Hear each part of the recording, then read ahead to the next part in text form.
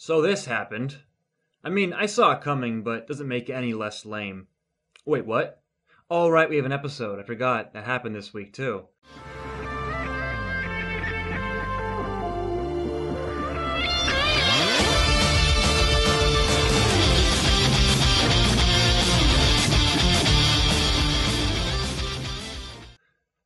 Games Ponies Play by Dave Polsky.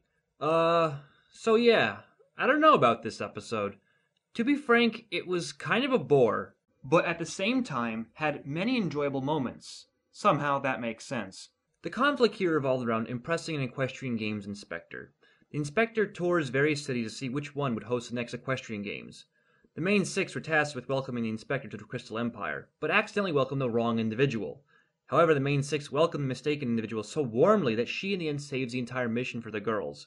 She praises and compliments the city and its denizens so well that the game inspector, upon finally meeting up with the main six and Cadence, is impressed. As such, the equestrian games were decided to be hosted at the Crystal Empire. During most of the episode, the main six were trying to kill time until Cadence was finished getting ready. And that's what this episode felt like. A big kill for time. Filler, fluff, whatever you want to call it. Unlike Spike's side to this filler episode, I didn't really come to care about the turn of events which followed in this one. It would have been a lot more interesting to actually see the equestrian games, but instead, we were more or less teased with it in the background. On the other hand, however, this episode is a perfect example of how endearing the characters can be and how innovative the writers are to spice things up. Many elements of this episode revealed the effort the writers put in to try and make the story enjoyable. It was this collection of enjoyable moments which turned this episode around for me. First off, the pony who the main six mistook for the inspector. She was brilliant! Her character had so much potential to be just a boring fill-in based on her role as mistaken inspector, but Dave Polsky simply said, nope. Let's give her a chipper and fun personality, rivaling that of Pinkie Pie. Next, throw in a brilliant and incredibly convincing voice actress. Oh, and let's make her claustrophobic just to add some frosting onto that cake. But don't tell the audience she's claustrophobic. Let her quirks speak for themselves. And we don't even know her name. Did anyone catch her name? I mean, the whole reason the main six mistook her for the actual inspector is because they never asked who she was by name, instead relying on a pretty broad descriptor of the pony with a floral pattern on her bags. Actually, don't tell me her name. Her character is a lot more comical when she's just that nameless, claustrophobic, hyper nutcase who is mistaken for an uptight and conservative game inspector. Yet again, Rarity saved another scene which was an excuse to throw in some dress-up cliches. Thank you, Rarity, you never disappoint. Your awkward faces can make even the most feminine moments comedic gold. But you were not the focus of this episode. Instead, that role seemed to go to Dash, believe it or not. Of the bunch, Dash seemed to care the most regarding the decision of where the games would be held. In a quick flashback, we see that Cloudsdale lost its opportunity to host the games when Dash was a kid. Putting aside the mention of someone in her family actually existing, this unfortunate experience apparently really upset Dash. In a rather selfless manner, Dash took most of this responsibility upon herself, and away from the more obvious characters like Twilight. She didn't care that it wasn't Cloudsdale. She was just concerned that the Empire had already had its fair share of bad luck and deserved this honor. And I'm sure she was looking forward to enjoying the moment vicariously, because unlike when she was a kid, she now has the opportunity to actually influence the decision of where the games will be held. It's an interesting and unexpected character-revealing moment for Dash, and it sort of falls in line with her ever-expanding feelings of empathy and relating to those around her, much like how she opened up a Scootaloo earlier this season. That being said, it was different to see Dash worrying more than anyone else about something like this.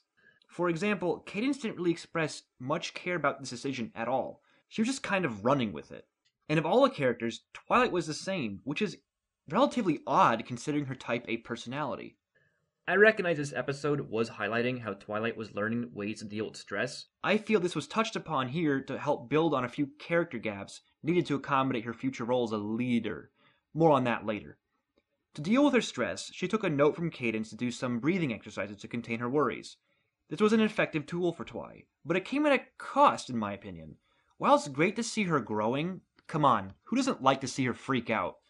There were a few moments where Twi was on the edge of losing it, perhaps when certain situations were simply too much for her stress management. So there still might be some room for her to freak out in moderation, which I know this sounds terrible, but it's a good thing.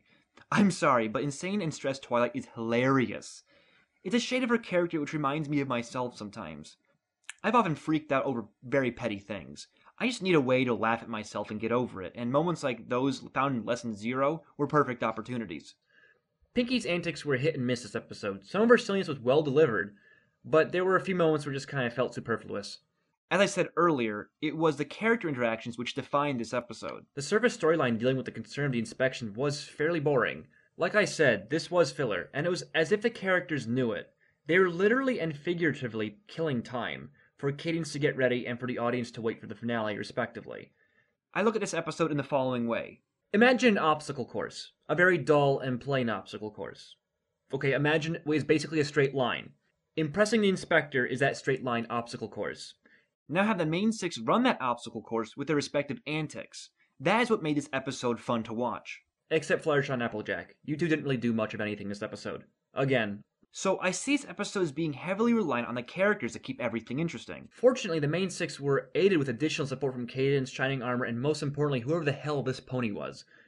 As a result, this was a great example of an episode which reveals how character-driven this show is. But in this episode, it was an apparent crutch which just barely saved it, in my opinion. On a final note, it was interesting how this episode presented the parallel storyline between the main 6 and Spike from last episode. It was new and it was executed well. I can see this kind of narrative having potential in the future. Like, maybe we'll have an episode for each of the main 6, splitting some kind of mutually experienced event. That would be interesting. Maybe it won't be split by 6 episodes, but it could work, maybe. So I guess, if I had a least liked episode this season, it would be this one.